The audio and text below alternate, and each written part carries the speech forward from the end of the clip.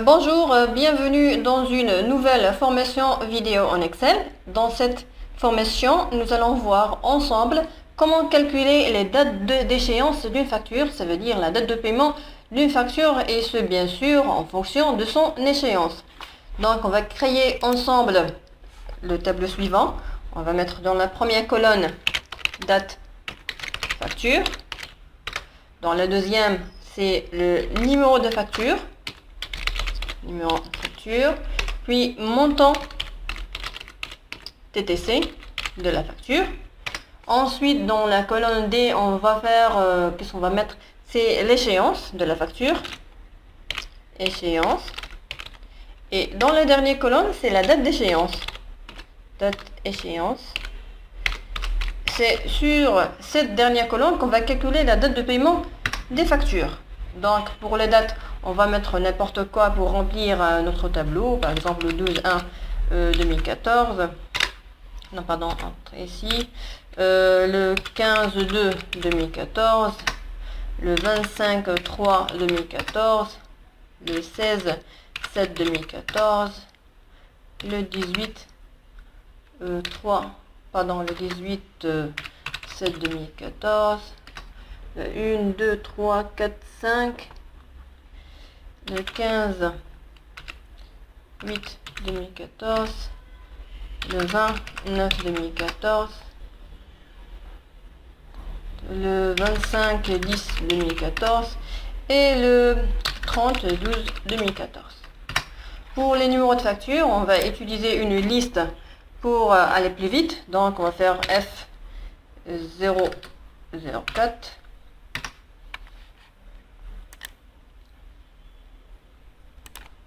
F, on va voir si ça va donner. On va sélectionner les deux et voir si vraiment il va. C'est très bien. On va mettre la liaison entre les deux factures. Donc 4, 8, 12 et 16. Il a détecté que la différence entre les deux factures qu'on a sélectionnées au début, c'est 4. Puis il a fait l'addition de 4 pour chaque nouvelle facture. Pour chaque nouveau numéro de facture. Pour le montant TTC, on va utiliser ce qu'on appelle la fonction alliée entre bornes pour donner des montants aléatoires entre un minimum et un maximum. Donc, on va mettre égal allié entre bornes. On va mettre par exemple entre 5000 point virgule et 9500. Vous fermez les parenthèses et contrôle entrée pour qu'on aille le résultat dans toute la sélection. Contrôle entrée, voilà.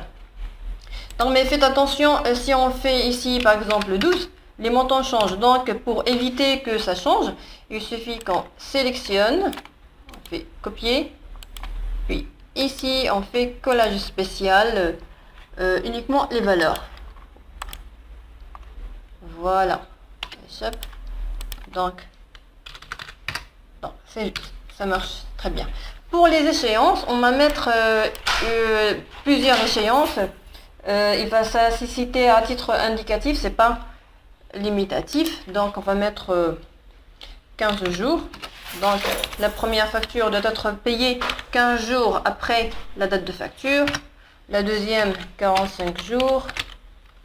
La troisième, on va mettre 30 jours. Puis 30 jours fin de mois. Ensuite 60 jours. 60 jours fin de mois. Qu'est-ce qu'on va mettre encore? 80 jours.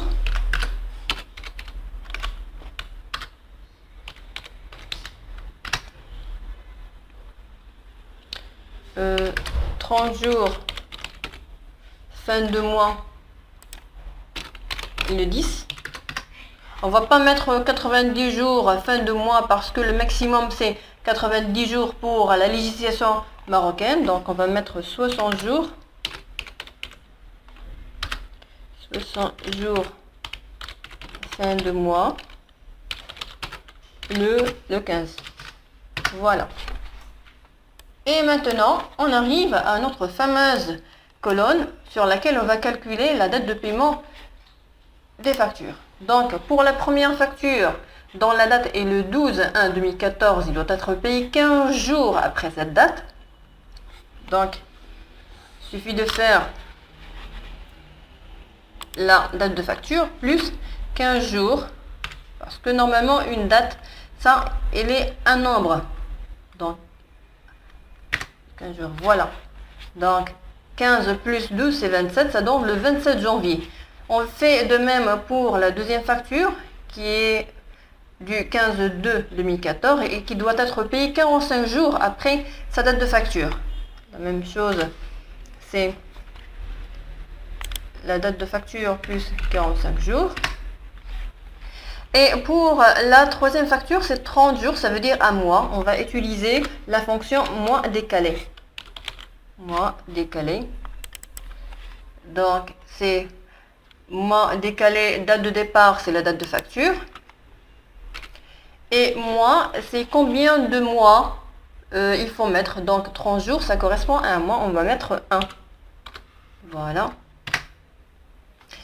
Donc, ça donnait un nombre.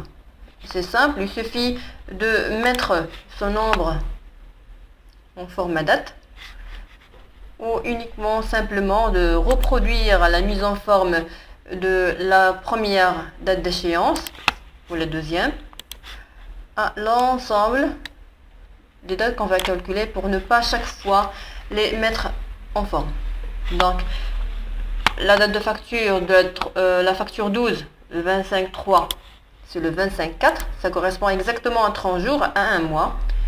Et pour la facture F16, elle est du 16 juillet et doit être payée 30 jours fin de mois. C'est quoi 30 jours fin de mois? Ça veut dire, si la date de facture elle est au cours du mois, donc il faut aller jusqu'au la fin du mois de la date de facture, puis compter 30 jours. Donc ça veut dire qu'on doit aller jusqu'au 30 juillet et puis compter 30 jours, ce qui correspond à la fin du mois d'août.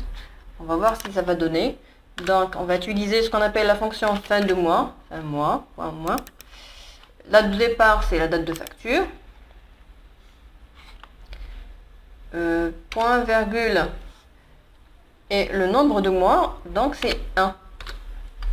Voilà, c'est juste. Pour la facture F20, c'est 60 jours.